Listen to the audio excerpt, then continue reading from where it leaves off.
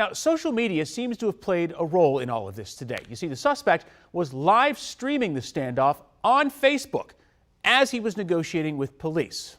Let's talk about this. We're going to bring in Todd Helmus, a senior behavioral scientist at the RAND Corporation. That's a nonprofit policy think tank here in D.C. He specializes in disinformation and terrorism. Todd, a lot to unpack here with this. I wonder if we can first address this strategy of broadcasting the standoff on social media. What do we suspect the suspect's goal was in doing this, and could this be a hindrance for law enforcement?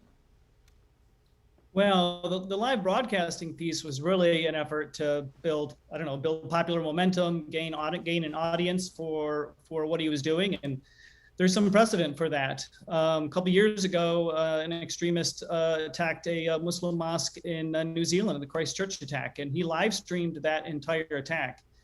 Now, that live stream video was seen worldwide. The platforms had to struggle to take the content down because there were so many copies and replacements of it, and it really galvanized the white supremacy movement. Okay, and then what advantages, disadvantages might this have in the moment for law enforcement if their suspect is literally streaming live on Facebook, Instagram, YouTube, whatever? Well, I mean, the disadvantage obviously is they're getting their message out better than what they would otherwise be, and they can build momentum for what they're doing. The only advantage I can think of is that it could cue law enforcement off earlier to the presence of an attack.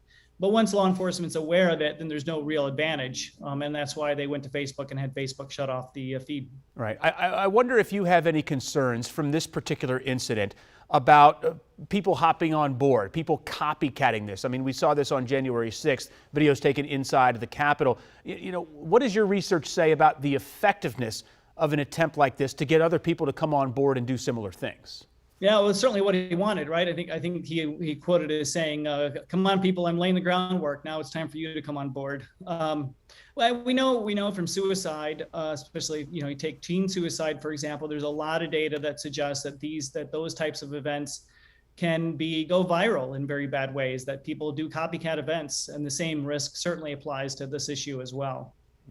You know, platforms like Facebook, YouTube, they've been accused of helping to spread these radical ideologies that can contribute to violent extremism.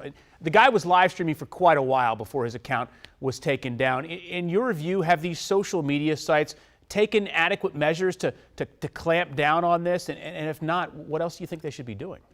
Well, the issue is not so much live streaming. I mean, Facebook sort of demonstrated that they were able to shut that down fairly quickly. I think the broader issue is the role of the platforms in helping to radicalize extremists. Variety of extremists have been using social media to do a number of things. One, right? I mean, one, it gains access. You gain access to the propaganda that people consume.